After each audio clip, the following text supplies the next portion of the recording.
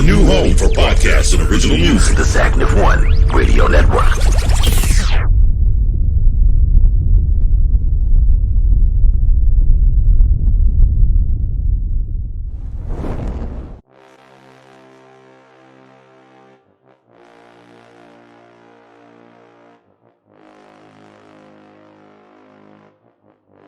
Are taking on the number 21 Texas Longhorns. I'm still wondering when they're going to be back. Sam Ellinger said they were going to be back like 3 years ago. Just comes to mind on that list that you're like, like this, they could shock the world. Nathan, you want this? Hold on. Nathan, wait a minute. Stop it, Skip. How are we looking at this? Is this a walk off or is this going to be like the Florida game? Bama about 3 touchdowns. Here we go. Get your popcorn ready. So what's the big thing?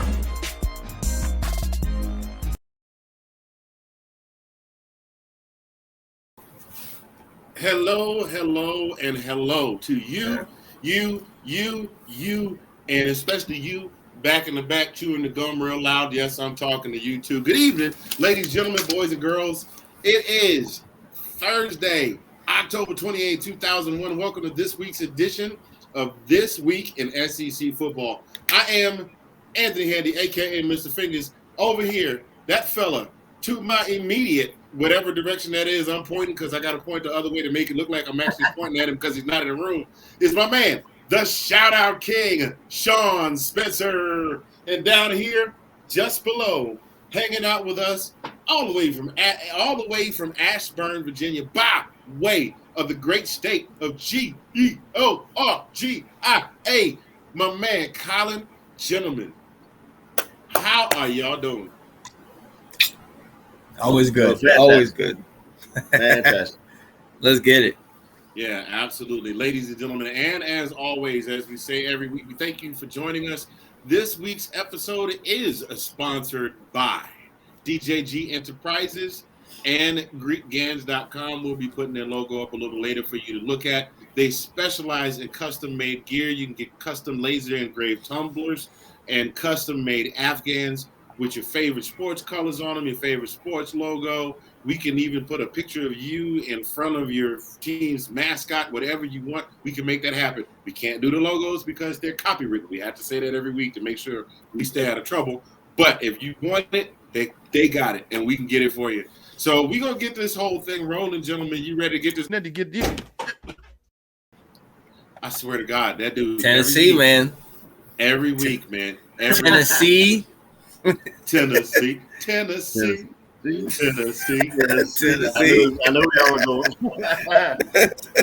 Hey, look, I definitely know last week they were saying, take us to another place. Hey, not that first half. In that first half now, that first quarter, they led the first quarter 14-7. They was like, we shocking somebody. Yeah. Yeah, I know I know they were doing their thing. And in all fairness, their fans were rightfully excited because, not everybody gets to beat Bama. But you know what happened, right? You know what happened, right? Of course. Your Bama does what Bama do. That's exactly what happened. Oh, yeah. That's what happened. So let's go ahead and get on into it, gentlemen. Let's get into this.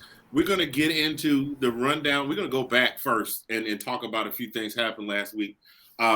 First of all, since you brought up Tennessee,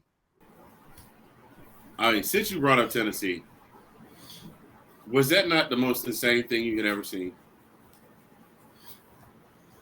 Well, with the throwing stuff and think about the fact that Tennessee was giving Alabama all they had. They were hyped about this game because the fans have been talking smack. Yeah.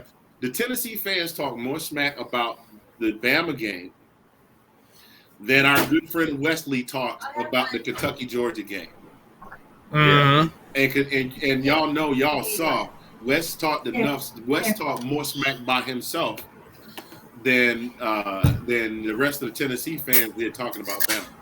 They gave Alabama all they had. I mean, left hook, right hook, uppercut. It was like listening to Mike Tyson's Punch Out, and they just couldn't get Bama down. And then in the fourth quarter, it was like it was just like Rocky IV when the coach told them, that up. It sounded like what he's. Mm. Are we seeing the Bama that we thought we were going to see when the season started? Are we starting to finally see that? Are we seeing that Bama now? Or is it just that they just happened to draw Tennessee that week? Tennessee's not a bad team. I mean, I know you rag on them. They're really not a bad team. Like Hendon Hooker, Hendon Hooker has 17 passing touchdowns, only 2 interceptions. You know what I mean? Maybe it's the people that they've played, maybe this and that. He has 416 rushing yards and 4 rushing touchdowns. Like, he's not bad. And we've already said that, SEC, like, middle of the way and bad is equivalent to most other places in their top school because of the talent in the SEC. So, everybody shows up every week. We saw what Florida did. They came within a 2-point conversion of Alabama. So everybody shows up every week. But yeah, at the end of go ahead. No, I was gonna say it's just a longevity. It seems like Alabama just outlasts whoever they play. Like you just said, you said the Tennessee game all they had. I guess they ran out of gas, and that's what normally happens. I mean, what I see, Alabama just they even if they're down in the first half, they and getting beat down. I mean, they just outlast their opponent, and that's just how I believe they win their the majority of their games. I mean, with the talent they have as well. I mean, like you said, Sean, the SEC is full of talent. It's just how you're gonna just hang on with them. So whoever just can for dear life. Hold on. Hold on for dear life. Hold on. I don't know. Maybe maybe they could have used this guy to come out like a jobber in a WWE. Could have used that guy. Could have come out and done a little something. But to answer your question, Freddie, I don't think it's not. I'm surprised to see the Bama that I'm seeing this year. I wasn't prepared to see what I've seen them do. You know what I mean? It's kind of surprising, but I mean they still are Bama. But I am surprised a little bit. Yeah. Speaking of Bama, Bama is on a bye this week, as is Tennessee. There's not really that huge a slate of SEC games this week. Fortunately, there are a couple of games by our Big 12 brothers that are getting ready to come over our way, and that's where we're going to start this week. We're going to start with number 4 OU at 8-0, traveling down to face the 5-3 Texas Tech Red Raiders. That game is on 3:30 ABC. Texas Tech is another one of those teams that, Sean and I have talked about. There are just a small handful of teams in the Big 12 that always give the top guys the blues. Baylor is number 1. Kansas State is number 2. Iowa State is number 3. And number 4 is Texas Tech. I mean, if you remember, the 2 years ago Super Bowl MVP, the $500 million man, the guy that they're not sure whether they want to call him the baby goat anymore, Mr. Ketchup on his steak, Mr. Patty Mahomes, came from Texas Tech. Yeah. Now, what's also plagued the Big 12 is the lack of defense. You know what I mean? So they definitely they play. There's a lot of those. I mean, we saw what happened in the Red River rivalry, 55-48. It's an absolute shootout. You know what I mean? It's an absolute shootout. Yeah, I think 103, 113 points. Yeah, I think that's what we're in for today in this game because Texas Tech could put up some points. Oh yeah, absolutely. There's still, and here's the thing: the Big 12 is not sewn up yet. Even though right now Oklahoma is undefeated, you got a 1-loss Baylor, you got a 1-loss Oklahoma State, you got Texas Tech with 3 losses. So, and the Big 12 does not have, I was surprised to find this out, they don't have divisions like the SEC, the ACC. They don't have divisions. It's just the Big 12 and the top 2 get there. So you got a couple of 1-loss teams, a couple 2-loss teams, a couple 3-loss teams. Mathematically, Texas Tech is still able to get in. But here's their 4 games, though. And they got a rough road ahead of them. First, they're playing number 21 Iowa State. Then they're playing number 16 Baylor. Then they're playing number 5 Oklahoma State, and I know there's got to be a game in there somewhere that I missed because that's 5 and 3. That's 8. There's a game missing. And then Oklahoma this week. And Oklahoma is the 4th game. They got Oklahoma. Thank you. I cannot math today. I told you. You're from Georgia, man. That's not a phone suit, man. Hey. Watch your mouth now. Watch your mouth. Hey. I know some of them, but maybe it missed me. I don't know. I know how to. I know how to count 1, 2, 5th. That's all I need to know. Yeah, but here's the uphill climb. Texas Tech has not beaten Oklahoma since 2011, and even then that was a squeaker. It was 41-38.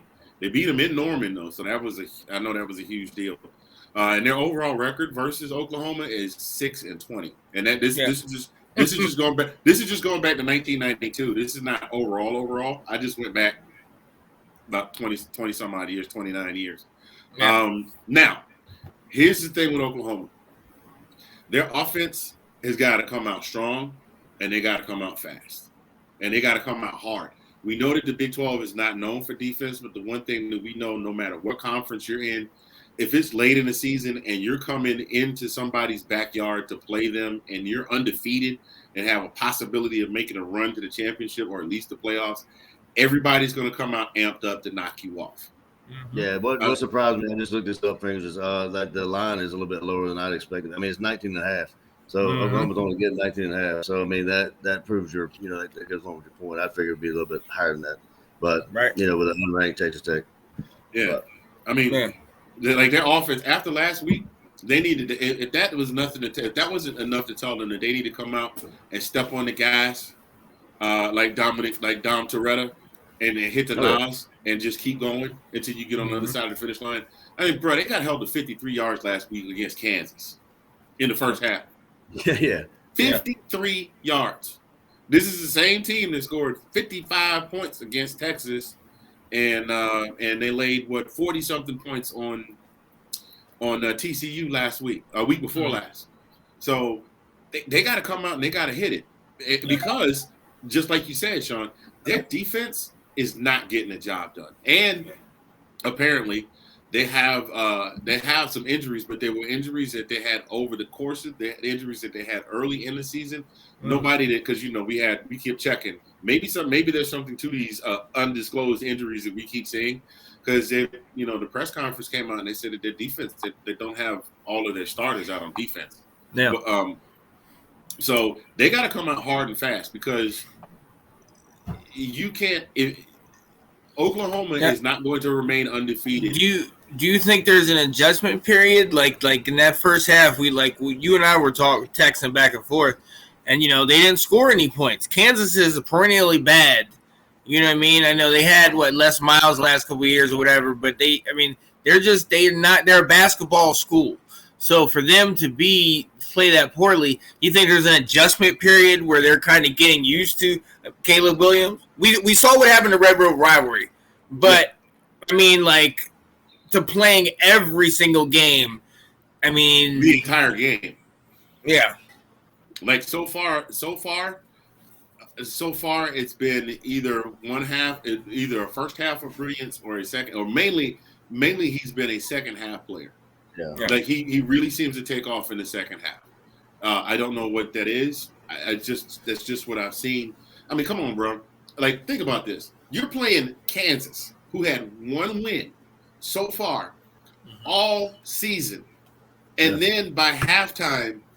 The school is so happy, and I didn't know this. I was reading this week. The school is so happy that you are beating the undefeated, possibly potential Big 12 champions. I think they've been Big 12 champions at least 10, 11 years running now. The perennial Big 12 champion, you're beating them. You've held them scoreless and 58 yards in the first half. They opened the gates and told people to come in. I don't know if either of you watched the game. But did they do that for real? Oh my God! Come on! I don't know. Seriously, I don't know if you. I watched it. I was like, dang! I didn't think you were witnessing a miracle. I didn't think it was this many fans in the stands to begin with. It's like I guess maybe the fans thought they weren't going to win, and then when they started winning, it's like, yeah, come on in, come on, hey, you got to come see this. We whooping them. Let's go. what does that say about what you're doing? Like the time to realize, like you can't really depend as an offense. You can't depend on the defense to get their offense off the field. Yeah. That much has been proven all season long. Oklahoma cannot depend, except for maybe 2 or 3 key drives a game, to step up and get the opposing offense off the field. So they have got to come out. I mean, come on now. Texas Tech is quite possibly statistically the best team that they played all season so far. They still have Oklahoma State and Oklahoma State and Baylor to play later. But this is probably statistically the best team they played all season. Texas. Texas won. I think Texas is better than Texas Tech. I think definitely Texas is ranked or were ranked. I think they're better than Texas Tech. Tech is 5-3. Who has Texas Tech played then? This is what I'm going to tell you. Hold on. This is what I'm going to tell you. I'm gonna okay, Wesley. I'm going to pull up my stats for you. Look, Texas Tech beat Kansas. They lost to TCU. Texas Tech beat West Virginia. They lost to Texas 70-35. Good Lord. Yeah, they beat FIU. They barely beat SF Austin, and they beat Houston. Okay, but again, Texas is better. Again, slightly, but better. Did we not just say that the Big 12 is notorious for having quite possibly some of the worst defenses in all of the NCAA? We just had that discussion, right? Yeah. So they're not. Their defense is not that great either. I'm just talking about offense. Oh yeah, no, they're definitely not great. Yeah, I'm just talking about their offense and their offense's ability to score. Okay, I'll give you that. Texas. Okay, I'll give you that. Texas, then Texas Tech. Out of who Oklahoma has played so far. Yeah, to your point, Oklahoma's still gonna, I think, route. I mean, ESPN has them as an 88.6%, chance to win the thing. Trust me. I feel you on this one. But here's some things to chew on. A lot of teams by this point, most of the teams by this point have had a bye week. This is a 12-game season. Oklahoma is getting ready to play their 9th straight game. They have not had a bye week yet. And now we're finding out they got players on the defense that are supposedly key players that are injured. So their second stringers have been having to hold this thing together with spit and chewing gum all season. And fortunately, they've been able to step up big when they need to, like Red River when Caleb came in, like against TCU, like last week against Kansas. They were just like, oh, hey, fellas, this is the fourth quarter. We actually should probably be playing because we don't want to lose, right? And so, you know what I mean? So, but you can't keep counting on that week after week. This is your 9th straight game. Right. I believe they have a bye this week, and then they go on and play the week after. But dude, they played 9 straight games. And a lot of people were criticizing Lincoln Riley for giving the team the Monday off last week.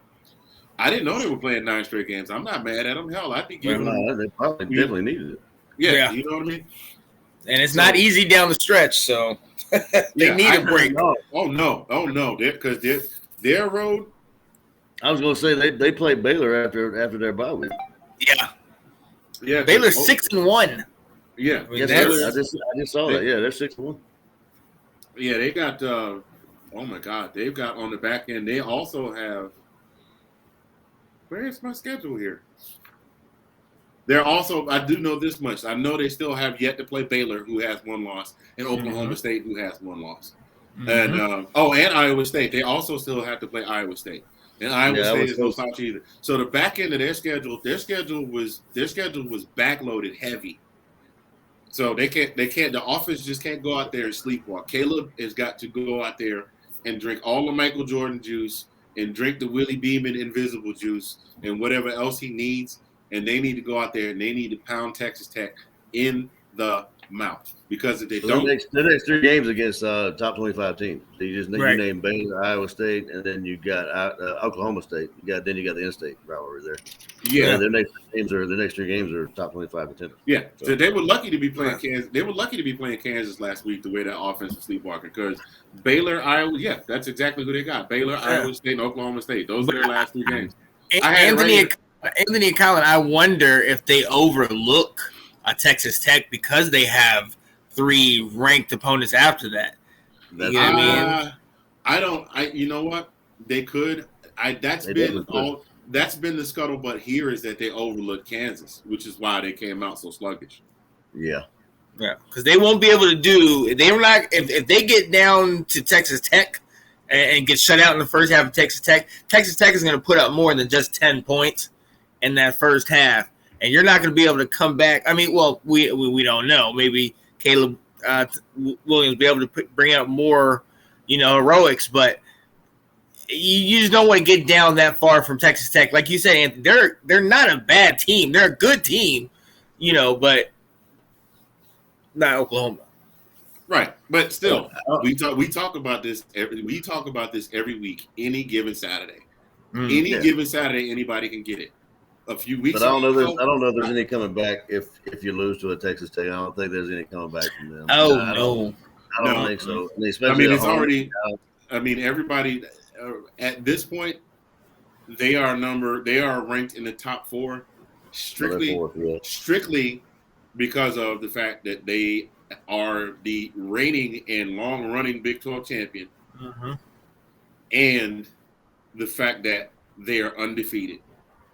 And all it'll take is one loss to an unranked team. Now, if they lose to one of these other back 3, that might not penalize them so much. But if they lose to Texas Tech, I guarantee you they're dropping at least to 10.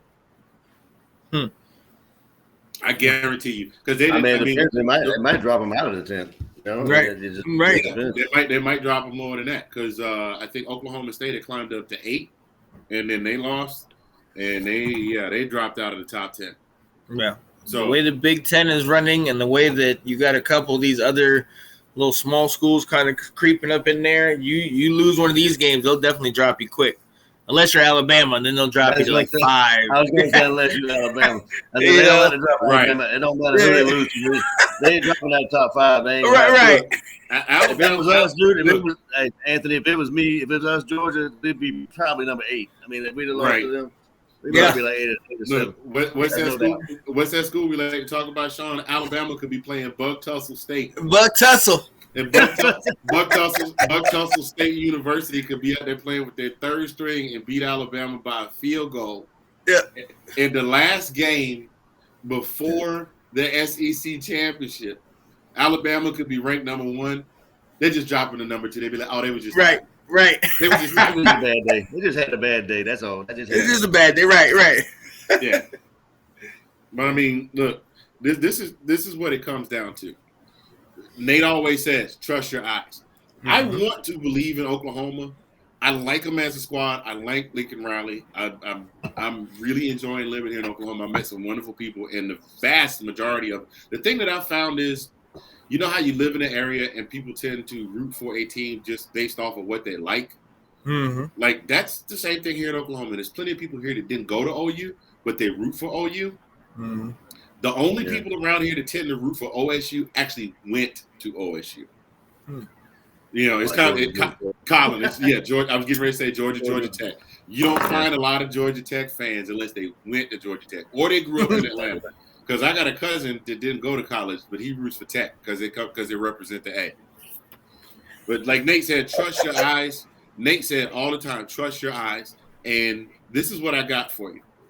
So far this season, the 8-0, number 4 ranked, who will probably be the Big 12 champion again this year. I hope I'm not putting anything on that by putting it on the atmosphere. They have struggled against Texas, Nebraska, West Virginia, K-State, Texas, TCU, and Kansas. 7 of their 8 games. And here's the thing. In the Texas, Kansas, and TCU games, they didn't even take the lead until the 4th quarter in all 3 of those games. And 5 of those 7 games were decided by 5 points or less.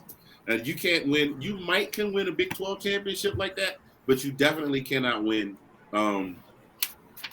You definitely can't win a CFP playoff game like that. You just can't. And even if you manage to draw the short straw and catch one of those other 3 teams on a bad day, you're not winning the championship game. That's just not happening. Yeah, you gotta be more consistent.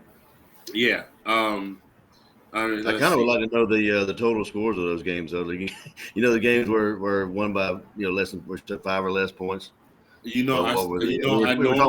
Normally I would have all that stuff added up for you, but I'm trying to work less on stats. I'm trying to work for who? Oklahoma? Yeah. I'm trying to work on we're talking about lack of defense, right? Yeah. We're talking about lack of defense. Yeah. I mean, they got to be high scoring games, every one of them. I mean, what was the I don't have I mean, it in front of me. I'm looking at it right now. TCU, they gave up 31. You talk about Red River Rivalry, they gave up 48.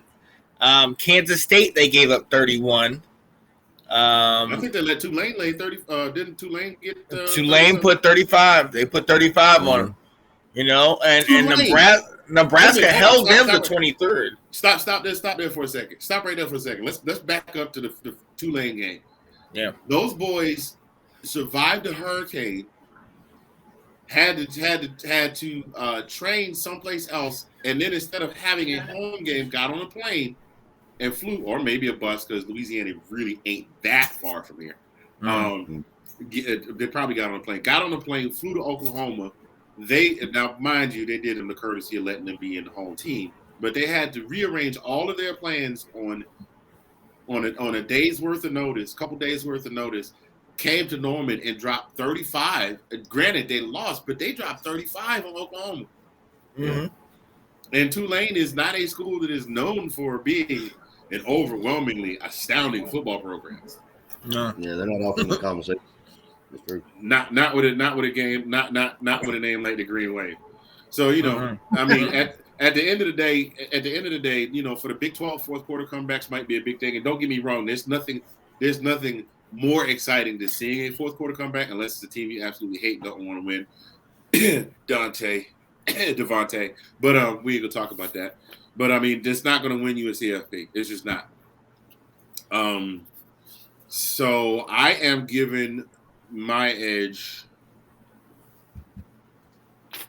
That makes you crazy. Does that make me crazy? I'm giving the edge to Texas Tech in this one. OU fans, Sooner fans, don't hate me. I love y'all.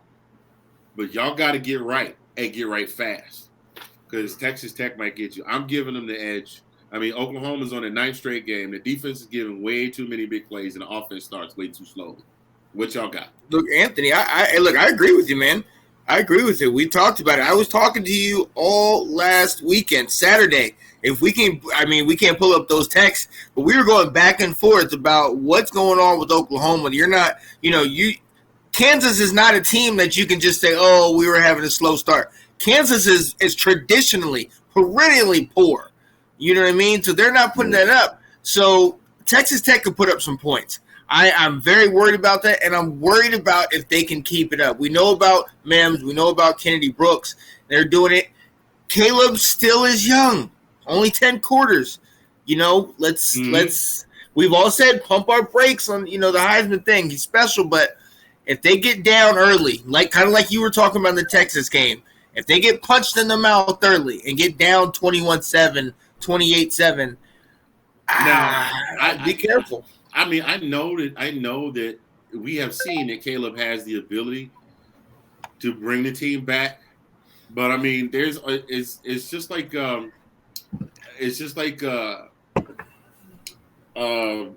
God, I can't even remember his name. It was here that went away. Beric Dondarrion, this with the flaming sword from Game of Thrones. There's only so much life you can pull up out of you, week in and week out. Mm-hmm. And eventually, at some point, your bag of tricks will run out. It's just like when Tebow had the playoff run with Denver. He kept catching lightning in the bottle every week, but they kept saying, the competition gets tougher the deeper you go. So yep. I think he won 2 playoff games, and then he got stopped short. Just one. Yeah, just the one? Okay. He got one, and then he went up against New England, and they destroyed him. Yeah. So, yeah. So we're going to keep this thing moving along, staying on that same vein while we're talking about Oklahoma. The saga continues, man. The saga continues. All of the scuttlebutt is, will he or won't he, or is he a contributor, or is he a detractor? Haven't heard much more about what's going on with Spencer Rattler, but I did manage to get my hands on another exclusive this week. I got my hands on an exclusive this week. Let's go. So in the NFL, one of the things they specialize in is getting mic'd up. Apparently somebody was able to, with one of those long range microphones, catch Spencer Rattler. I know you saw him on the sidelines having some conversation during the game. Man! Actually managed to catch audio. So I want to share that with you, ladies and gentlemen. Here is this week's exclusive. This is gonna be great. Spence, you see my man Caleb throw that touchdown? Yeah, man. You talking about the touchdown? You mean the one he threw the interception? Yeah, shit, put me out there. They wouldn't have been no interception. Shit, it wouldn't have been my touchdown. If they let me get back on the field, I wonder if I'm gonna have to get that car back. Oh, Spencer, don't hate us, Spencer. Nah, man, Spencer, keep your head up, young brother. It happens to everybody. It happens to everybody. Yeah, I wonder if I'm gonna have to get that car back. Oh boy, that was this week in SEC.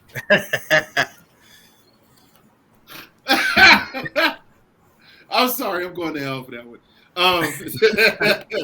There's the worse things than that I could probably go to hell for. This is just not even remotely close on the list. All right, we're gonna keep this thing moving along.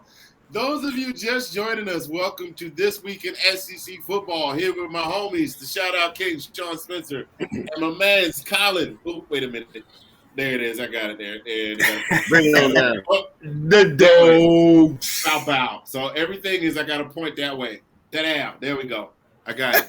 All right. The jacked up thing is, at home, I have to point the opposite direction to get to y'all. Like, and at home, looking at the screen is Sean's right there and you're right there, but that's not how I look on the screen. Anyway, we get silly over here, y'all. Don't pay no attention to the man behind the curtain, boo-boo. We gonna get you a heart, a brain, some courage, and we gonna send your little simple behind home because we sick of you whining about them red shoes. I know plenty of women in the hood that would be happy to have a pair of red bottoms, boo-boo. Anyway. Moving on, keeping it going. Texas is at number 16 Baylor. That was at 12 p.m. on ABC. Who y'all got? I'm gonna let y'all go first. Who you got in what? Colin, who you got, man? I have to go with Baylor, to be honest with you. Yeah. I want to see it. Yes, I'm right there with you. I'm right there with you, man. Well, I guess I'm going to go ahead and make it unanimous. But here's the caveat: we know that Casey Thompson has been inconsistent in his quarterback play this year. I mean, he's been a decent quarterback. He's been inconsistent, but when he is on, he is on. I mean, we talked about Red River earlier. He threw for 5 touchdowns in Red River rivalry, at 20 or 34 for 388 and 5 touchdowns to be more specific. I mean, the kid, when he gets going, he can really get going. And then you add to that probably his biggest weapon, Bijan Robinson, back there in that backfield. I mean, kid's got 924 yards and 10 TDs. He will probably break the 1,000-yard mark this week in this game, more than likely, because the kid's a grown man. What's funny? Probably two of the most dominant running backs in college football this year, both named Robinson. The other one, first name is Brian, over at Bama. But seriously, when he's hitting on all cylinders, man, he's an absolute beast. But the biggest thing with Baylor is Baylor also has a really good quarterback. He doesn't get sacked as much. Jerry Bohannon, 12 TDs to 1 interception. He handles the ball. He holds the ball a lot better. So he's only got 5 sacks or he's only been sacked 5 times, as opposed to Casey Thompson getting sacked 10 times. And he's thrown in a couple of rushing TDs. So I'm actually going to give that edge to Baylor as well. Baylor is 5-1 and trending in the right direction right now. Texas locked up their 3rd loss this past week. So I'm definitely give the edge to Baylor in that one. I'm not going to spend too much time on that one because we took a whole lot of time talking about Oklahoma. And we got other stuff we want to talk about. Not knocking Oklahoma. It's just there's so many parts to take. There's so many things to take apart. The Baylor's actually picked by 2.5. I was going to throw that out there. So they're picked by 2.5, and it is a home for Baylor. So I mean that was, the part of my decision there as well. Yeah, putting them on the winning side. Yeah, No, I mean, Baylor has been one of those programs that's been at the forefront of Big 12 play, but hasn't been as dominant. I mean, Oklahoma has always, when it comes to domination in that conference, Oklahoma's been king. I think there was a lot of back and forth between them and Nebraska when Nebraska was still in that conference. But wasn't that RG3? Didn't RG3 come out there? Yeah, RG3 came out of Baylor. Heisman winner out of Baylor. Now Texas. Hey, look, Texas is their record. They're 4-4, and they've beaten teams like Texas Tech, and they've been in ball games with Oklahoma's in Texas. But they lost to Arkansas. They're one of the teams that kind of put Arkansas on the map. They pushed them up in that loss, and that's when they were ranked. Come on, let's be real though. We had that conversation earlier. Well, no, that's what I'm saying. I'm saying that's why Texas is not. They're good. They'll stay in the game, but they're not gonna dominate. Right, but that's a testament. That's a testament to the teams that are currently in the SEC. That a team like Arkansas, can say, okay, we're going to come over here and face your biggest and your baddest, and we're going to punch them in the mouth. And that's exactly what they did. So, is Texas the current biggest and baddest? Are they like top?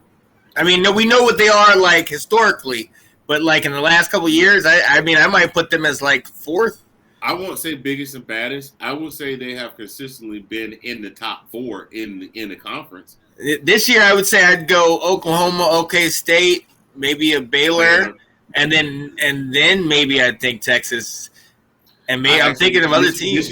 This year, I'd actually put Texas Tech ahead of Texas. Right. Well, that's 5th.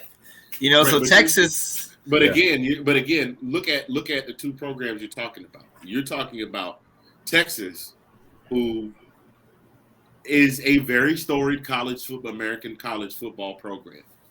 Regardless of where they are right now, they're a very storied program. And then we're talking about Arkansas, who I got that same joint. I was saying in regards to the Texas Baylor game. I was saying in regards to that game, not. Oh, I was still talking about Arkansas. I'm just saying. I was in referring to the whole big bad wolf. You know what I mean? Okay. It's like yeah, I'm lost. I'm sorry.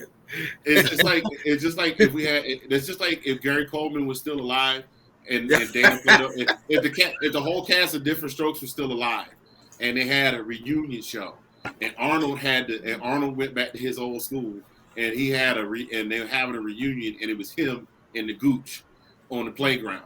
Now the Gooch is older. He'd have got fat, but to Arnold, he's still the Gooch. So that's what I was looking at as far as Arkansas going in and beating up on Texas. Yeah. And I think I spent way too much time explaining that. So we gonna keep moving on. Next up, Missouri versus Vandy. 3 p.m. on the SEC network. I'm actually surprised that this one is on television.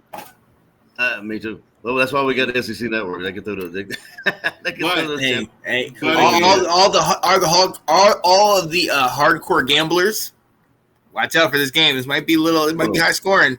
Oh yeah, it'll be garbage. It'll be all garbage numbers, but on the Missouri side, yes. Ooh, Vandy. Missouri has no defense. Yeah, Missouri has no defense, but Vandy don't have no offense. I was going to say before you got Vandy out of your mouth, I was going to pick whoever Missouri played. I don't know. Whoever's Missouri played. Yep. But I was just looking at the line. It's 16.5. Vanderbilt. Yeah. So are they giving the edge to Vanderbilt? oh no, I'm sorry, I missed. No. Missouri. Oh, okay. I was gonna say somebody. Wow. Okay, the fix is definitely in. Don't drink your Gatorade, Carter. Yeah, I'm giving the edge to Missouri. I mean, Connor Bazelak is 1,920 yards, 12 touchdowns, and he's got a running back in Tyler Beatty, 735 yards and 12 touchdowns. That tells me all you need to know. I mean, Connor's going to be throwing the ball all over the place. I think Vandy will put some points on the board because this is probably the least formidable defense that they will face all season. No, I take that back. Maybe South Carolina was a couple of weeks ago because it took South Carolina everything they had to beat Vandy. Like they had to kick a last-second field goal. But this might be the least prolific defense they face all season. So, and my edge goes to Missouri, but my prediction is that Vanderbilt will score at least 18 points this game. At least 18 points. I can see that. That's what I'm going with that. Yeah. Let's see what else we got here. We got number 12, Kentucky, is going on down to play Mississippi State. That edge, gentlemen, what's your thoughts? I don't know. Go ahead, Sean. I was going to go. Actually, I'm looking for. I guess Kentucky's there number 12. So I'm looking for the upset. I think Mississippi State's going to beat them. Oh, really? I do. Yeah. Mm-hmm. Really? Yeah, Anthony. Hey, Collins. I think Collins right. Anthony, you talked about Will Rogers. You know that offense, that Mike Leach offense. We know they can pass over the top. Kentucky, they had the bye week and everything, but their last taste is from playing y'all and losing to y'all. I think Will Rogers is going to take advantage of that. Yeah. I think they're going to pass all day all over him. I agree. I mean, I think it's going to be a close. Yeah, because once we opened it up on them, there really wasn't a whole lot they were able to defend. And Will Rogers is definitely I'm not taking anything away from Stetson Bennett, but Will Rogers has been lights out. Now, granted, probably a lot of that garbage time because they're not that great a team and they're playing from behind a lot. No, a lot of that is air raid offense. The air raid offense is like you will throw 98% of the time and you may have like 5 or 6 runs. And some of those are like it's because you have wide receiver screens behind the line of scrimmage that are considered runs. So they're doing is throwing. Mike Leach is infamous for that, or famous for that. You know? Yeah, well, I definitely am giving the edge to Kentucky. And I'm giving the edge to Kentucky just based on what I've seen from them. I do think Chris Rodriguez has himself a nice little game. I think he has a nice comeback game after being shut down because he's got some scores to settle after 2 weeks ago. I mean, he's definitely salty about that. Keeping the thing moving. Number 10, Ole Miss. Goes down to Jordan Hare to face number 18 Auburn. That one at 7 p.m. on ESPN. Gentlemen, your thoughts and go. Is anybody else surprised that Auburn's 5-2? I'm very surprised at That's me. I was kind of like, really? I don't know why I thought. I mean, and Anthony, we've been talking about Bo Nix all year. I don't know why I thought maybe, they were young, less than that, but I don't know. I only thought I thought the 2 losses would be maybe us or Alabama. You know what I mean? I didn't think they would have any other losses than that. Right. I thought they were. I also thought they were going to. I also thought that they were going to be better off at this point in the season. Well, they only really have 1 loss more than what I thought they would have. So, but that was until I saw Bo Nix play. But I mean, they got a case of the. Sorry, Sooners fans. They got a case of the Oklahoma Sooners this year. It's like they're winning in spite of. You know what I'm saying? I mean, Bo Nix is a little bit for me like Casey Thompson. It depends on which one you get. It depends on which one you get. And yet and still, Coach Harsin is a strong backer of Bo Nix. despite the fact that he's got a backup who has proven himself to be capable. But right now, Bo's got the hot hand. So he gets the job done. I mean, let's be honest. They lost the two teams they lost to was your Georgia Bulldogs, y'all's Georgia Bulldogs, who are that defense is unstoppable, and they still. I don't know if it was the offense. I don't know. They put up 10 points. I don't know if Bo Nix or any of them did that, but the only other team they lost to was Penn State. Penn State, I know they lost the game, but Penn State is still a very solid, I think, potentially January bowl team. You know what I mean? Depending on what happens in the next couple of weeks. And, the Big Ten, they're playing each other. A lot of those teams playing each other. But Auburn, from right here, I mean, they beat a ranked Arkansas team. We know what happened against an LSU. Auburn, Colin, Dick, what do you think, man? Yeah, no, I'm with you, man. Like I said, the game that stuck out to me was the Penn State game. I mean, Penn, like you said, Penn State was a solid team. But I mean, we beat them pretty good at the beginning of the season. But like I said, I figured the two losses they would have. I didn't figure they'd have two this early. I figured they'd have one, with us, and I figured they would kind of, suffer that second loss later down the season, like toward the end of it. But yeah, I mean, I was surprised at that two losses this early. Well, it is what it is, and they breaking news: they may be without a coach here soon. Because it finally came out that Coach Harsin is opposed to getting vaccinated, supposedly. So he may be losing his job here soon, which does not bode well for if whatever their bowl chances are. Now, granted, the regular season, I believe the regular season should be over at that point. No, because we're at week 9 this week. And then we got 3 more weeks. Yeah, the regular season will be over by then. But if things play out the way that they have, I don't see. I see one more loss for Auburn, maybe. And they're already, they're bowl eligible with 6 wins. So I mean, look at what they have left. I mean, they have Ole Miss left. They got A&M. They got Mississippi State. They got South Carolina, and then Bama's the last game of the season, which it always is, right? Yeah, they always play the. That A&M game. That A&M game is going to be a bar murder, man. Yes, sir. Yep. And like Jim Ross said, that's going to be a slobber knocker. Slobber knocker. There'll be old slobber knocker. Hey. Yeah. So, I mean, like I said, I don't see anybody that could really potentially have trouble with it. I mean, except for A&M and then Bama. And A&M, and you cannot take A&M for granted. Actually, now that I'm looking at it, Ole Miss too. Why you joking? Because Ole Miss is no slouch. So they're literally, except for Mississippi State and South Carolina, they got a little bit of a murderer's road to get through to the end of the season. So they're at least at this point they have 6 wins and they're bowl eligible. And I see them at a minimum, if they at an absolute minimum, getting 2 more wins. So that would give them 8 wins. So at the worst, I see them being 8-4. But I'm giving the edge to. Oh my God, I got it right here. Yeah, give me 1 second. Be right back. Yes, sir.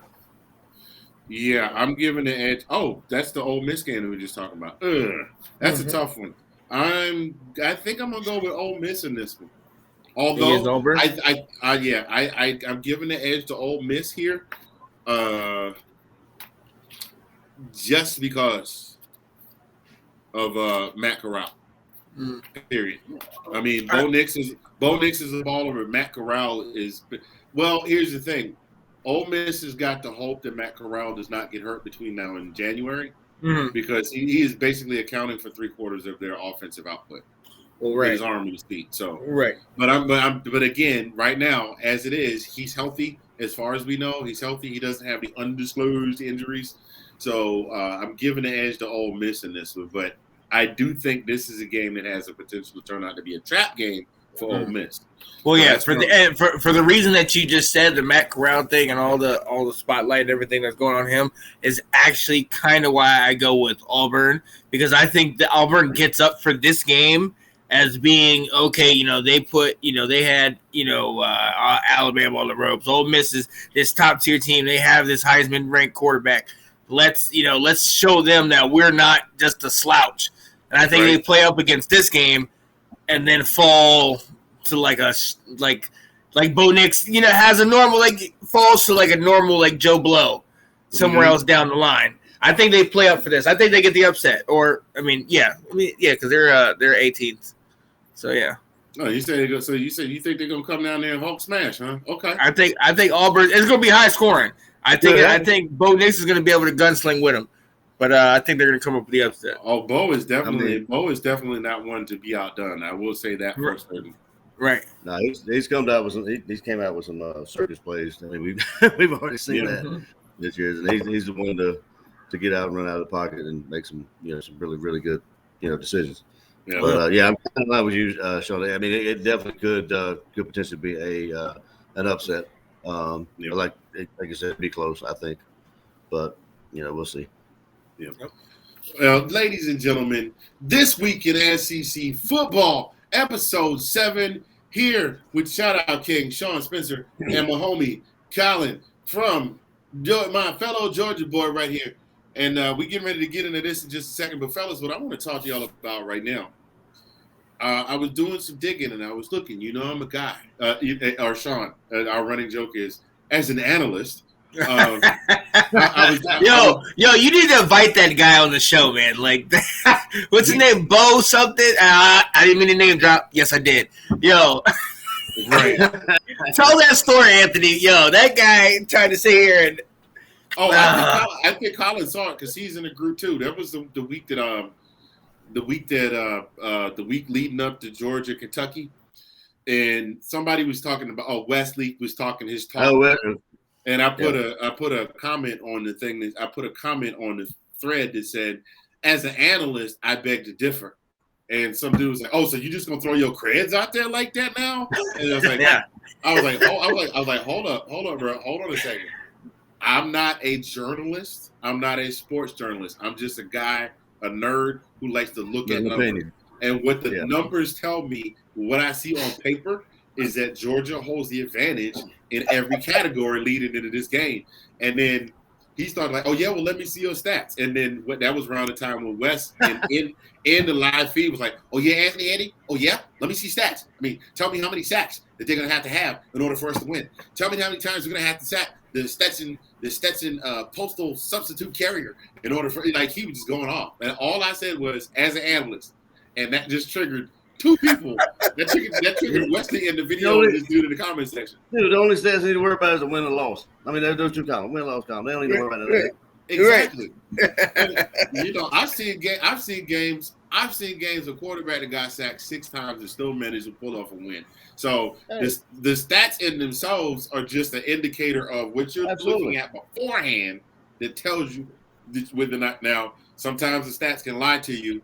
See 2007 Giants versus Patriots, because the Giants were not supposed to win that game. But anyway. But I was looking at these. I digress. I was looking at some things, and a very surprising number jumped out at me.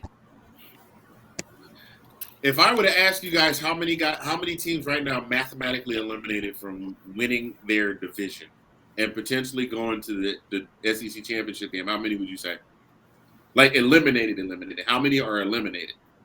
Come on, in the conference? In the SEC conference, right? Yeah. Okay. Just throw a number at me. I would say 4. What say you, Sean? I'd say 2. Well, go ahead. Well, you both would be wrong. The answer is 1. Yeah, I was about to say. And I think we all know which one that is. Yeah, Vandy. Vanderbilt currently has an 0-4 conference record. Now they have 5 games left. They have 4 conference games left, but the caveat is that Georgia, Kentucky, Florida, Tennessee, and South Carolina all only have 3 conference games left. So there's no way they could take the top spot in that division. But on the other side of the fence, but check this out. And granted, like hell would have to freeze over, and the dinosaurs would have to come back, and a whole bunch of the DC comic universe would have to make 2 consistently good movies in a. I mean, God bless them. I love them, but they make 1 good movie and 1 bad movie, and 1 good movie and 1. The only exception to that policy so far has been you got to go all the way back to Michael Keaton, where you got Batman, yep, Batman and Batman Returns, and then you have to come a little forward to The Dark Knight. I'm sorry, Batman Begins, The Dark Knight, and The Dark Knight Rises. But we ain't go get on all of that.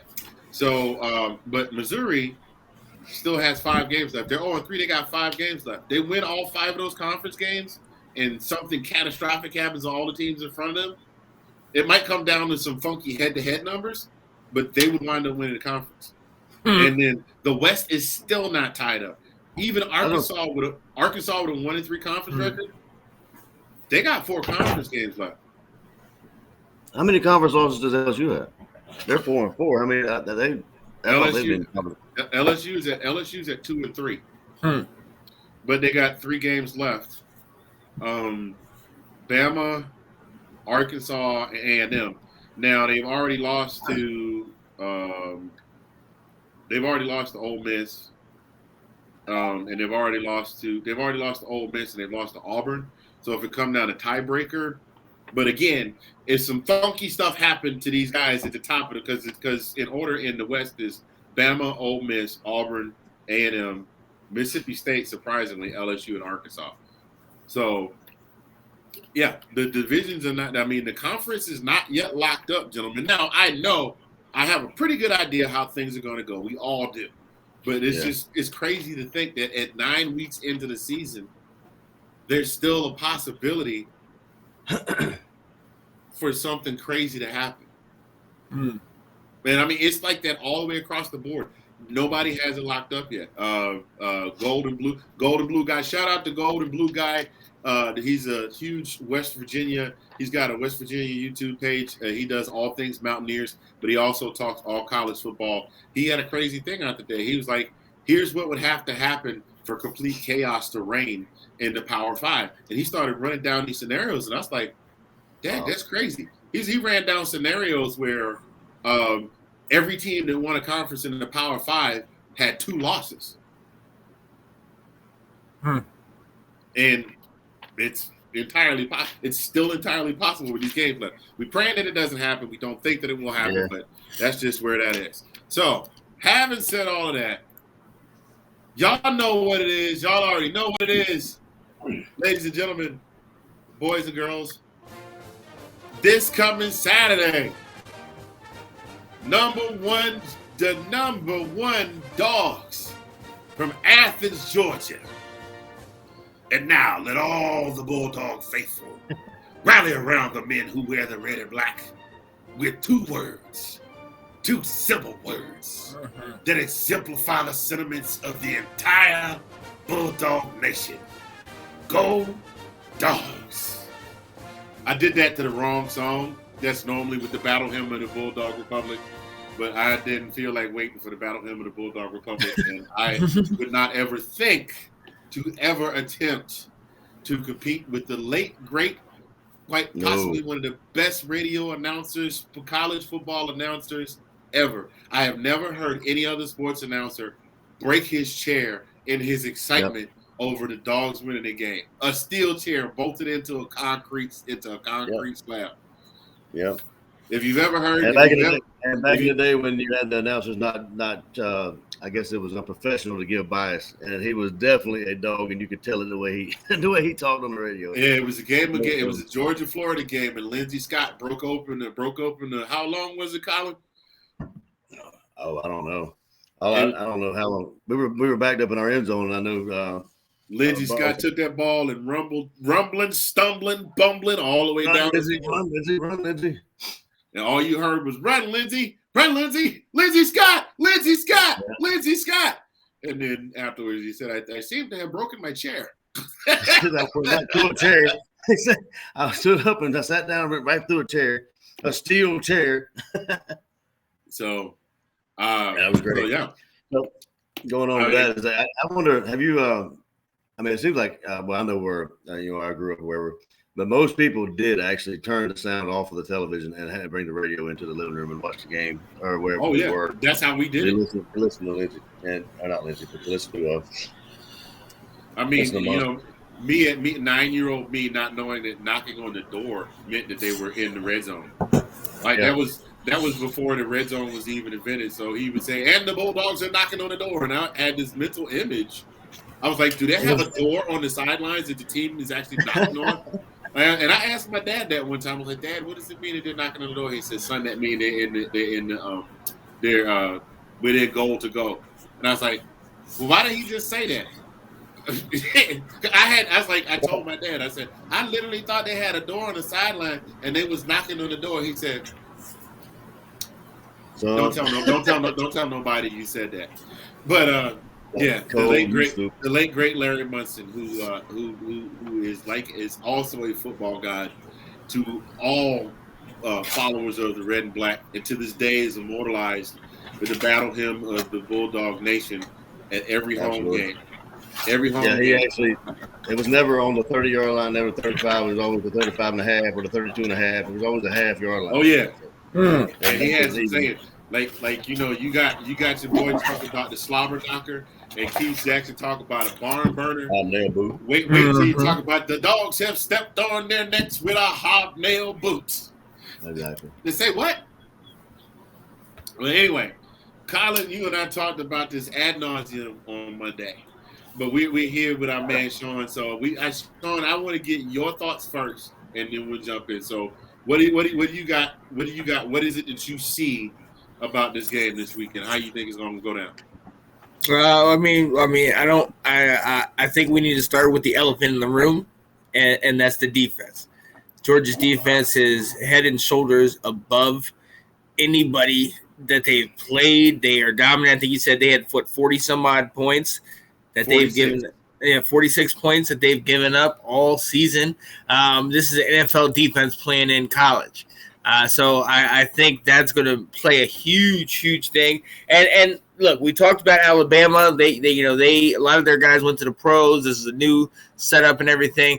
Florida, before we saw the Alabama loss to Texas A&M, Florida took Alabama to the limit.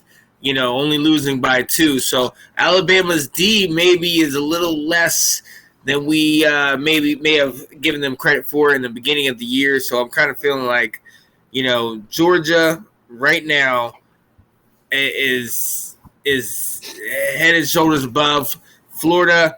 The 2-quarterback system, I don't know how long that can run for, especially when they're the leading rushers on the team. So right.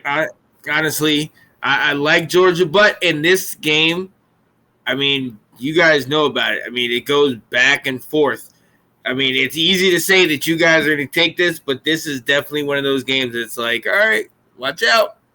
Watch out. Don't sleep. This could definitely be a shocker if you let it. Oh, yeah, absolutely. And, one of the things about Georgia, Florida is it doesn't matter if Georgia's leading the division, if Florida's leading the division, or we're both rolling around in the trash bins at the bottom of the division, we beat the ever-loving hell out of each other every time we get together on that weekend. It's just one of those. It's just like the Iron Bowl in Alabama. It's just like the Egg Bowl in Mississippi when Mississippi State plays Ole Miss. Yep. We show up and we beat the ever-loving hell out of each other. There have been some blowouts, but generally speaking, there's a whole lot of anticipation leading up. And I mean, those boys have been on campus all week. I'm pretty sure they've been at pep rallies and they've done television spots, and coach has been amping them up. I know Kirby's been getting them amped up all week. I don't know if Dan Mullen is got that same. Well, Kirby also is able. One of the things about Kirby, he's able to get the guys up because Kirby played at Georgia. Kirby he was a DB, wasn't he, or a linebacker? No, he was a linebacker. Yeah. He was a linebacker. He actually posted an interception during one of the Georgia Florida games. They love to show it. They love to show it every year leading up to Georgia Florida week, whether it's on ESPN or CBS or whatever. Him making an interception as he's running off catches the interception, runs out of bounds.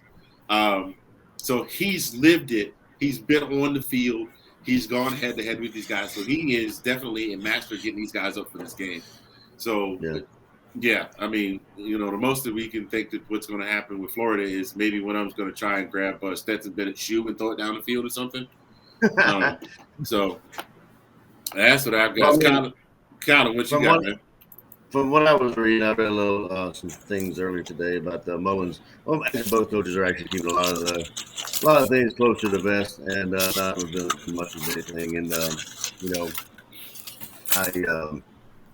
I don't know, like Sean said, and like you mentioned, it could be it's always a dogfight, and it's always sometimes it's who has the ball last, or I don't know. Like you said, we kick the crap out of each other, and it's going to be definitely a good game.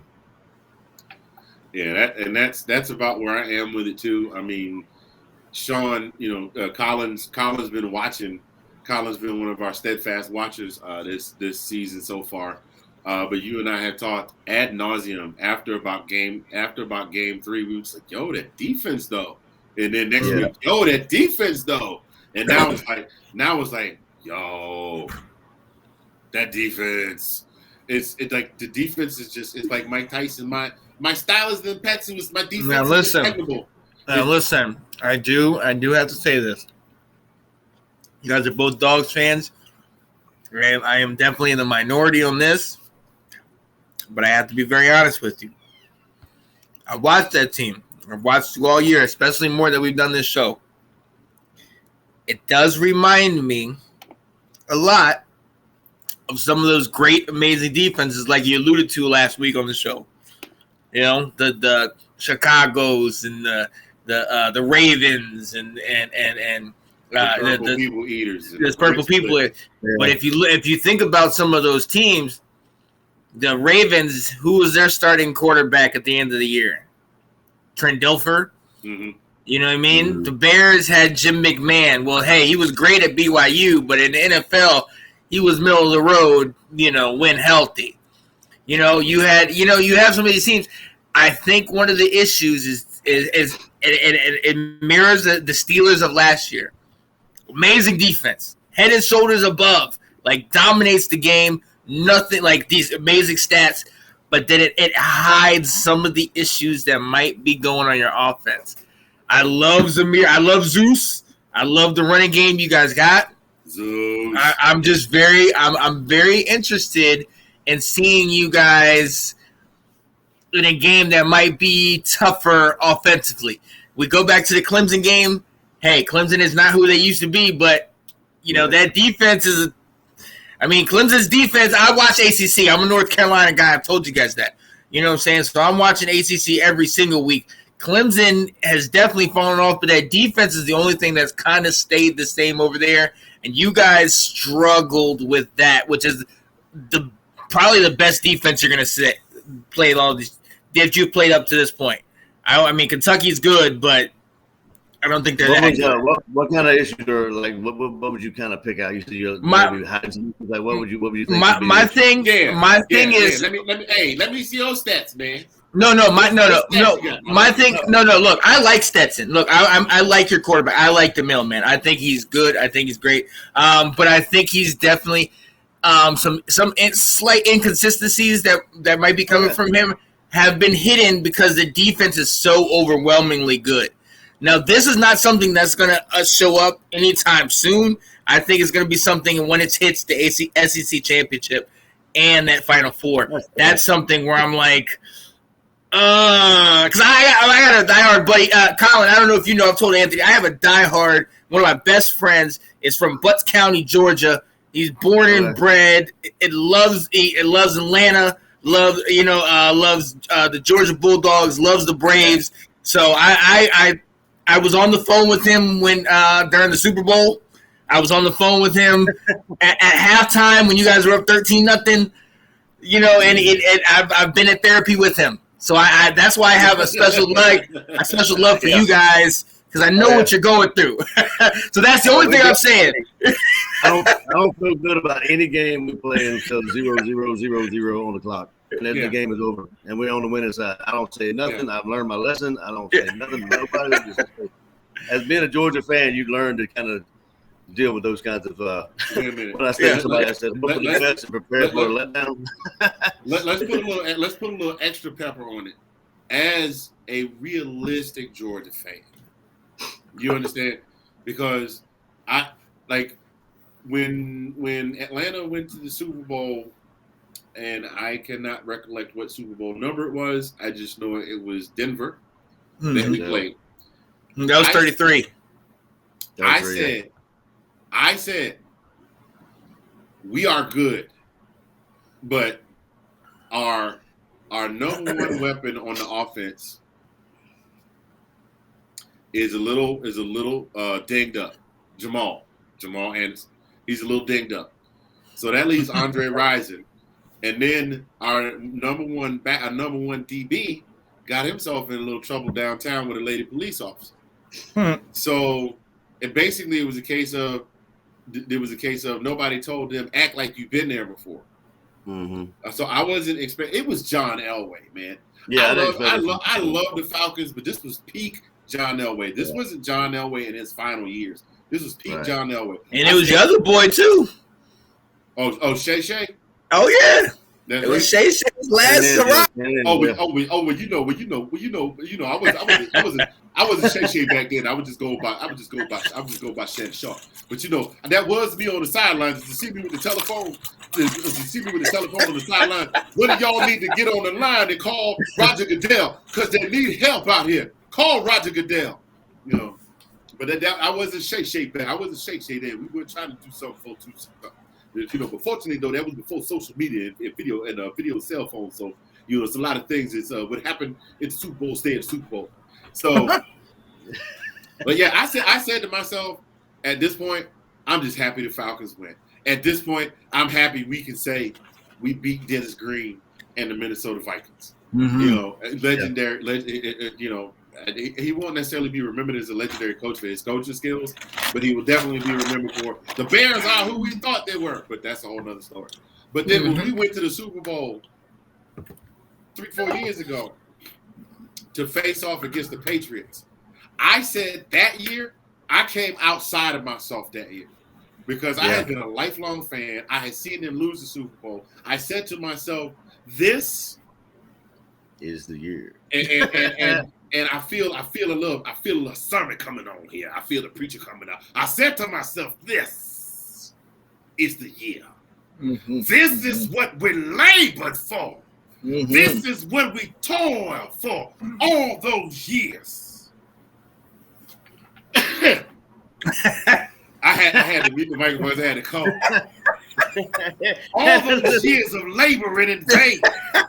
All those years of 6-win seasons and half-empty stadiums, and Ted Turner not knowing whether he want to be with Jane Fonda or build a new stadium.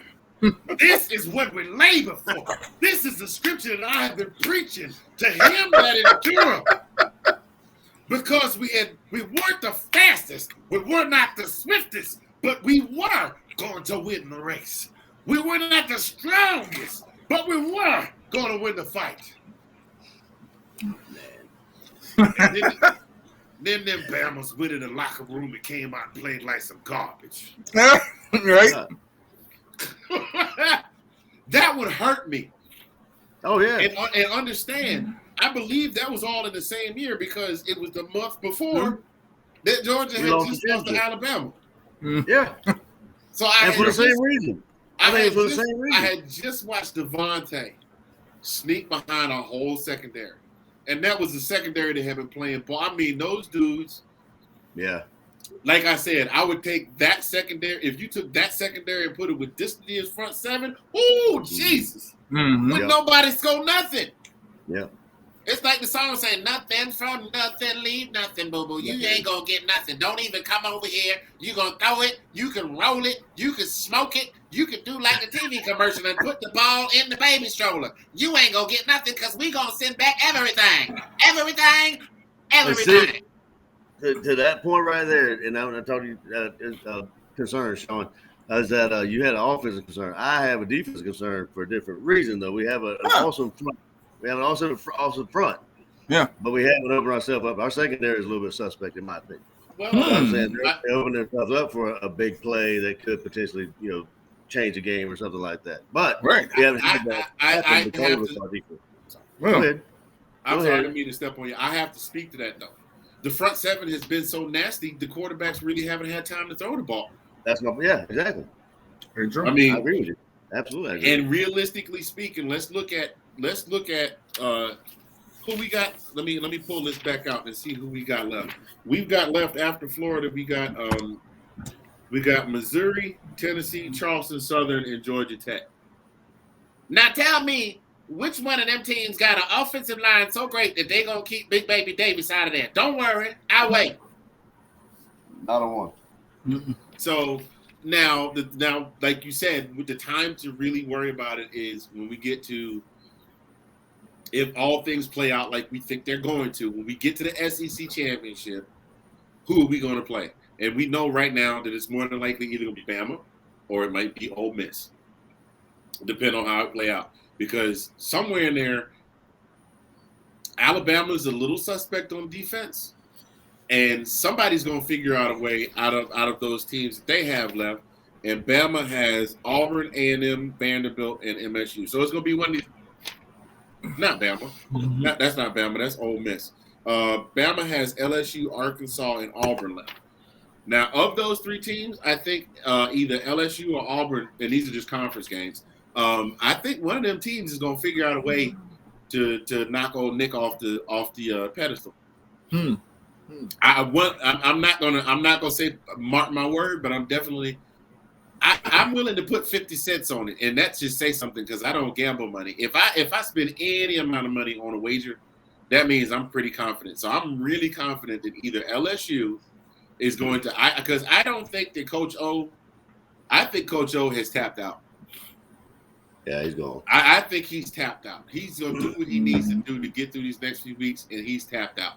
I think those boys are going to get themselves together at some point, and they're going to say, well, we got Bama coming. Let's go ahead and get our stuff together and knock these boys off. Mm-hmm. Let's do what we saw Texas A&M do. Texas A&M ain't no better than us. Let's knock these boys off. We see where the weaknesses are. Let's make it happen. So I think whoever it is that we face in the SEC championship, whoever it is that we face, we make it as far as the playoffs. Whoever it is that we face, we make it to the national championship. I think that's what we need to be worried about. Because I mean, there's nobody left on this schedule but Florida right now that I can foresee. But Florida. And even then, Florida, their quarterbacks got to run half. That's why they got so many yards, because they got their running for their life half the game. Yeah. So that's just what I see. So the secondary has just not really been tested. I don't think that, but just watching the way they play on the field, though, I think they got the potential to be absolutely nasty. Like you see how they drop back in the coverage, and as soon as they realize it's a run play, you like, where these 8 jokers come from? Yeah, their closing speed's insane. Yeah, absolutely. It's ridiculous. That tackle that Nakobe Dean made against Kentucky, where it was some kind of, he dropped back in the coverage, and as he was dropping back, he almost immediately switched gears because he never took his eyes off the backfield, and he saw that it was like a screen pass or a pitch or something.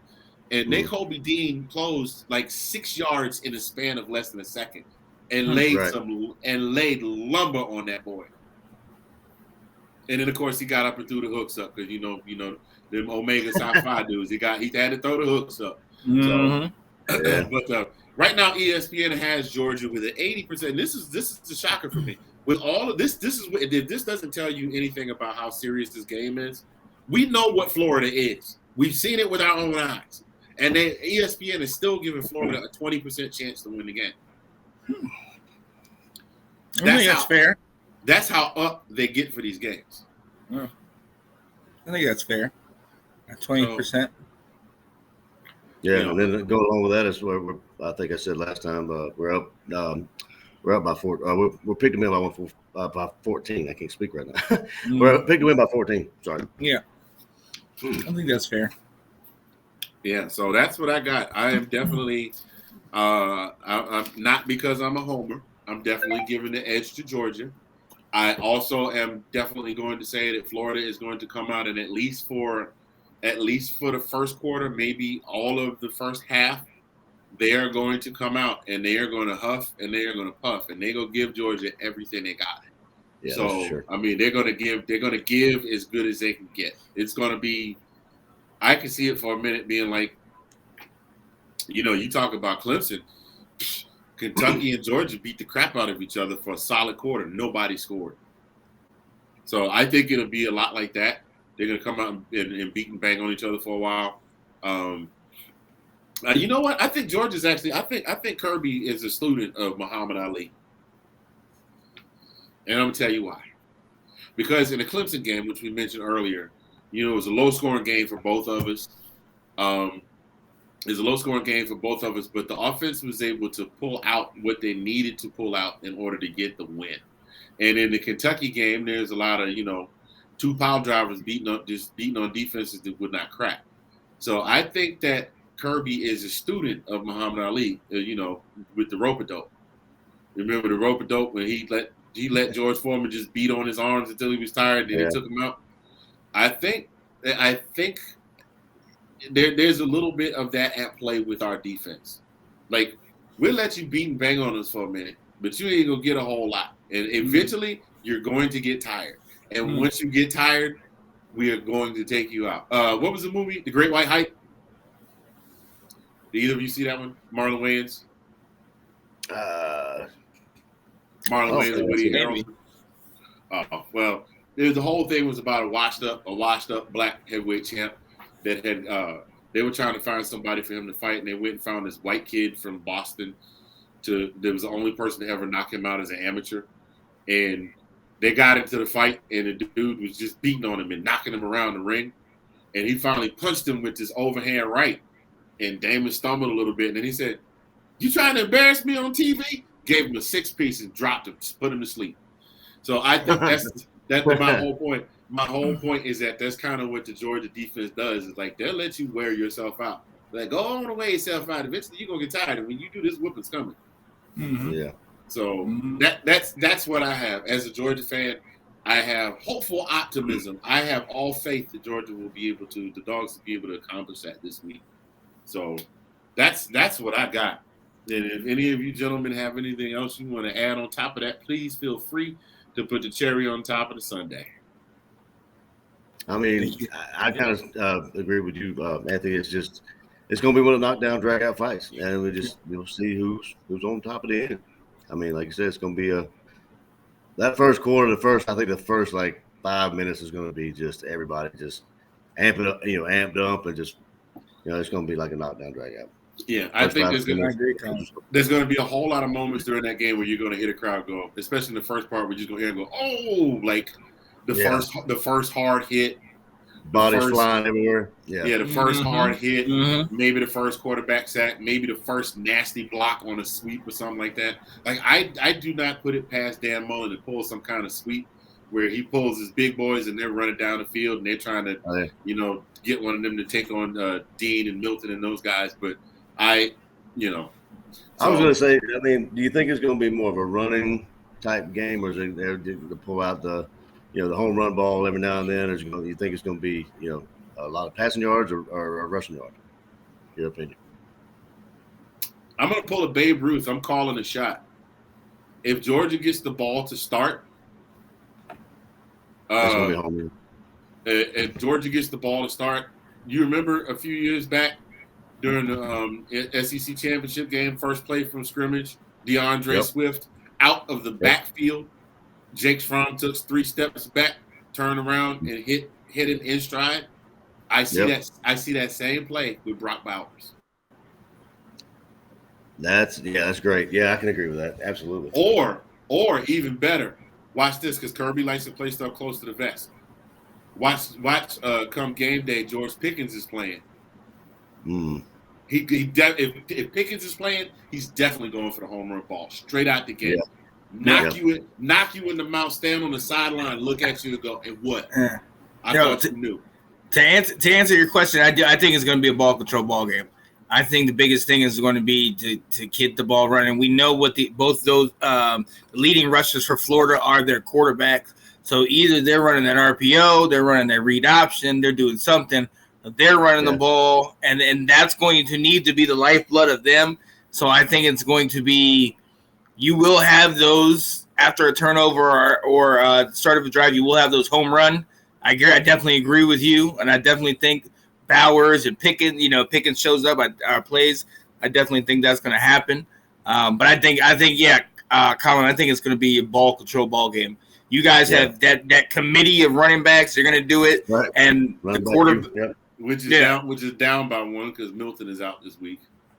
Which I think it's going to be a running game for sure. And I mean, but that's what's worked. No, run the ball consistently. Let that open up the passing game. Let the mailman deliver the mail, but not, this isn't FedEx. You know what I'm saying? Deliver the mail. It ain't, it's not the overnight. He's just like, hey, let it get to you. It's on the ground. It's ground mail. It's the postal services. Let it get to you when it gets. Yeah, well, let it get to you when it gets to you. Yeah, but but look. And look, every now and again, you got to get yourself. Express. You got to get yourself an express mail. Or two. Hey! Anytime mailman can get it express, you take it. I'm telling you, you don't expect it. You take it. You just like, all right, thanks, sir. I think seriously, I'm not even kidding. If Pickens is in the game, that's going to change a whole dynamic. Is he going to be 100% healthy? That's the thing. I don't know. I think Kirby's really trying to hold him out to see, and maybe he'll get some garbage time plays, against Charleston Southern or against Missouri, because he really doesn't want to take a chance on hurting him. Right. He's definitely going to need him in the championship game, and they're definitely going to need him in the SEC championship, and they're definitely going to need him in the playoffs. And those are the three. Remember, you reported last week that he has the straight line. He can run those straight line speed, but it's with him cutting and him, and breaking out of his routes. So, I mean, you can hit him like you said. Bring him in on the first play, go route, run the 9 route, and chuck it up. And if it doesn't work, all right, cool. Bring you back to the sidelines. Make sure everything is fresh. Stay on that bike. Make sure the blood is still flowing. But, not every play this week at least. No. In the future, No, he's not, because he has seen no game time. He got hurt in spring practice. Yeah. He got hurt in spring practice, so he's seen no game time this season. And the time to be testing and taking his leg for a test drive, taking it for an extended test drive, is definitely not against Florida. Because one of those boys is going to go out there and they're going to try and lay lumber on him just to prove it. He'll have a target on his back for sure. Absolutely. Yeah. So that's not the time. Because that's just – look, you say Bama do what Bama do. That's what Florida does. Hey, that's the Florida man. They are in the state that is home to Florida man. And one of them Florida men in their orange and blue is going – you know what's funny? I don't like Florida's orange and blue color scheme. But I love Savannah State's orange and blue color scheme. That's a little bit different. But it's a different blue and a different shade of orange. I think is what it is. But like one of them men in orange and blue is gonna go out there and I wouldn't put it past Dan Mullen to send one of his throwaway guys out there and be like, go out there, and you know what to do. I got you, coach. And then throw a bruiser out there for him. Get the flag for the unsportsmanlike conduct, and then he's sitting on the sidelines, but Pickens is out, and we know that he's not going to – now he can't play in the SEC championship or the playoffs or the whatever. So, anyway, gentlemen, so I'm calling it. Georgia wins. I'm going to go with this. I'm going to go with the spread. Actually, I'm going to say Georgia wins probably pulling away. It's not going to be – I don't think it's going to be a big spread, but I think they're going to win pulling away like they did with Kentucky. Matter of fact, I think the defense is so pissed off that Kentucky scored 2 touchdowns. I think if Florida scores a touchdown, I'll be surprised because them boys you can see it on their face during the game when they scored their first touchdown.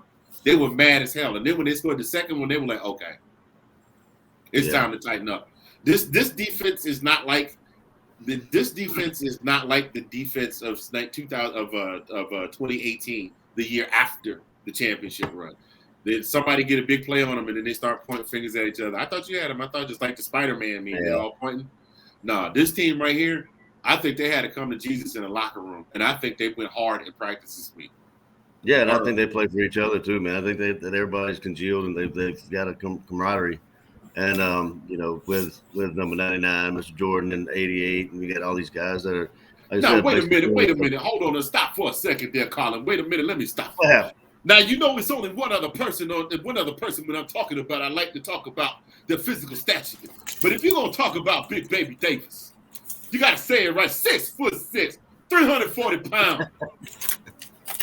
The man so big they had to give him the biggest number on the jersey. Big Baby Davis. Okay, I'm sorry. I'm back. I didn't mean to interrupt you, kind of stuff. Well, no. I mean, I'm just saying. I'm just reiterating what you're saying. And it's like I'm thinking 14. I think it's gonna be over the spread. I think it's probably be. I don't even know if Florida's gonna get 10. I think they might get 10, maybe 13, 14 on us. But I believe we're gonna pull away, like you said. I think we're gonna have at least 30 points. It's gonna be that kind of win. Okay. In my opinion. Got you. Well, But I'm looking forward to the big play though. I'm looking for like the home run ball because I know it's going to come out, and the trick play. The Mullen's probably got something up his sleeve, going to try to slide past Kirby, and vice versa.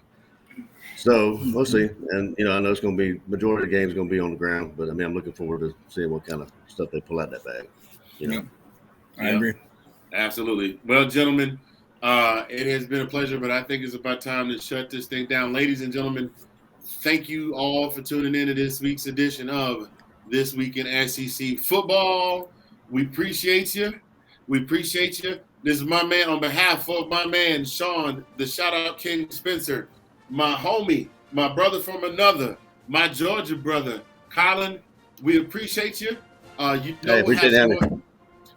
have some more stuff going on later on over the course of the weekend. Look out for that stuff right there. But we're going to go ahead and shut it down now. We are O-U-T-O. I forgot. Got to have a word from the pastor. Reach out and touch your neighbor. Especially if they're wearing red and black. Reach out and touch your neighbor. Say, neighbor, how about them dogs? Reach out and touch your neighbor on the other side and say, neighbor, how about them dogs? Go Dogs. Thank y'all so much for tuning in, ladies and gentlemen. We're going to get out of here. Until next time, This Week in SEC Football is out. If this thing will open up, we'll go ahead and play the closeout theme and we'll all go home. Oh, what are you doing? Where did it go? Why did it go away? No, Jesus. It closed on me. It's supposed to stay open. Stay open. You see my face, right? Your new home for podcasts and original music. The Zagnif One Radio Network.